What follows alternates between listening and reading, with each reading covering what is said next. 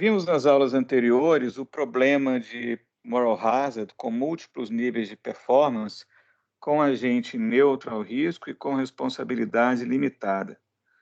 Vamos agora estudar o caso do agente avesso ao risco.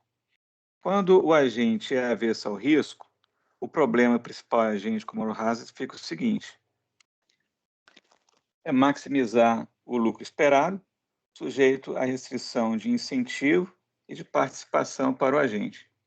Do lado esquerdo da restrição de incentivo, a gente tem a utilidade esperada do agente quando ele exerce o esforço. E do lado direito, quando ele não exerce o esforço. E na restrição de participação, a utilidade esperada do agente quando ele exerce o esforço é maior ou igual ao valor da sua opção externa, que a gente normaliza como zero. E aqui, uma vez mais, a gente está supondo múltiplos níveis de performance. Então, você vai procurar transferências T1, Tn. E pelo fato do agente ser avesso ao risco, aqui aparece a utilidade instantânea com as propriedades usuais.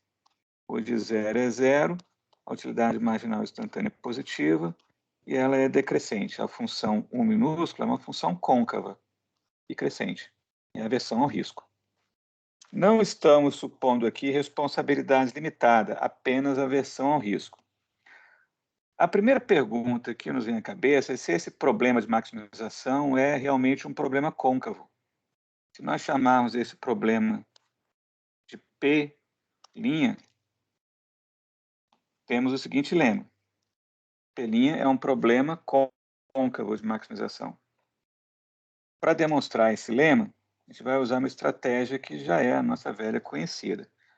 A gente vai definir o I como sendo a utilidade da transferência I. E vamos tomar a função inversa da utilidade, denotá-la por H.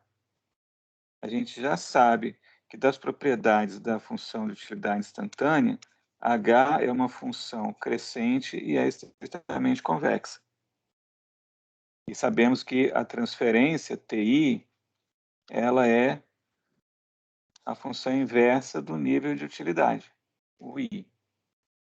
A restrição de incentivo, então, vai se tornar a seguinte. Eis aí a restrição de incentivo. Se a gente passar o somatório tudo para um lado só e passar o psi para o outro lado, a gente reescreve a restrição de incentivo da seguinte maneira, em que delta pi é pi1 menos pi0. Eis a restrição de incentivo. A vantagem agora é que a gente vai fazer uma mudança de variável no problema, em vez de ser as transferências, serão os níveis de utilidade instantânea, e as restrições que geravam dúvida quanto à convexidade do conjunto factível vai se configurar num poliedro, porque vai ser um conjunto de desigualdades lineares. O que a gente tem que ver é se a função objetivo se torna uma função côncava, porque aí o problema será côncavo. A restrição de participação é trivialmente também uma desigualdade linear. Passando psi para o lado direito, a gente tem. Portanto, as duas restrições se tornam lineares. E a função objetivo? Ela é o lucro esperado. Vamos separar o benefício dos custos ou do pagamento esperado. Portanto, isso será o benefício esperado menos o pagamento esperado.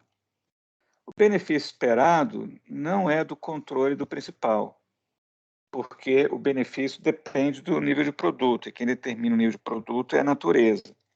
Portanto, funciona como se fosse uma constante do ponto de vista do principal. Agora, a transferência, ela vai ser substituída pela função h dos níveis UI, em que a função h é convexa. Portanto, o principal ele está maximizando uma constante menos uma média ponderada de funções convexas. Isso é uma função convexa. Quando ele maximiza uma constante menos uma função convexa, isso é equivalente a ele minimizar a função convexa. Ele está maximizando uma constante menos uma convexa. O problema se torna equivalente a você minimizar a parcela convexa. Ou, se preferir, você pode colocar a maximização. Porque o fato de ser uma constante menos uma função convexa, já está dizendo para você que a função objetiva é côncava, porque o negativo de uma função convexa é uma função côncava. Então, tanto faz você maximizar a função côncava integral, como minimizar a função convexa, que é a parcela que está sendo subtraída, sujeito àquelas mesmas restrições. Então, uma questão de elegância, vamos reescrever o problema da seguinte maneira.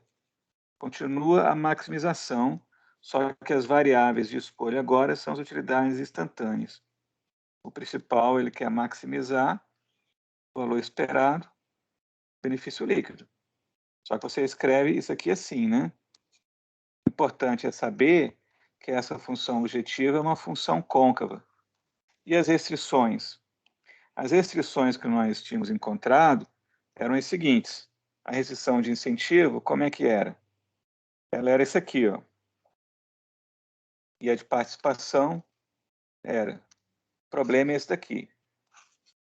Só que para um problema de maximização, você vai querer que as restrições sejam na forma de desigualdade nessa direção, menor ou igual. Já que você está maximizando, você tem que ter uma barreira limitante por cima.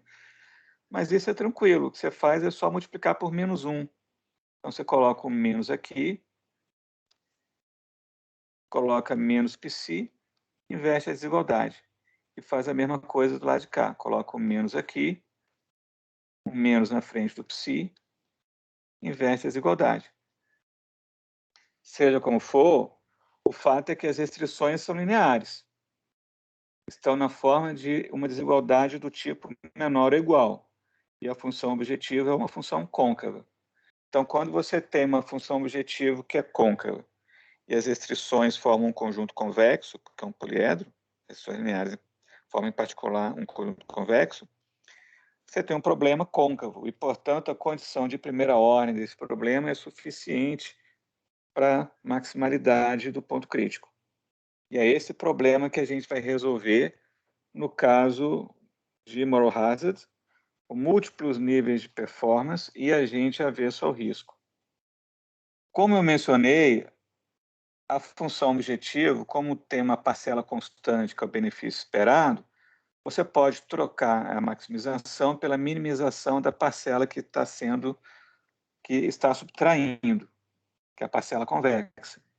Portanto, o problema pode ser escrito da seguinte maneira, como uma minimização, sujeito às mesmas restrições. Só que agora, como nós temos uma minimização, é mais conveniente deixar com a desigualdade do tipo maior ou igual, como estava antes.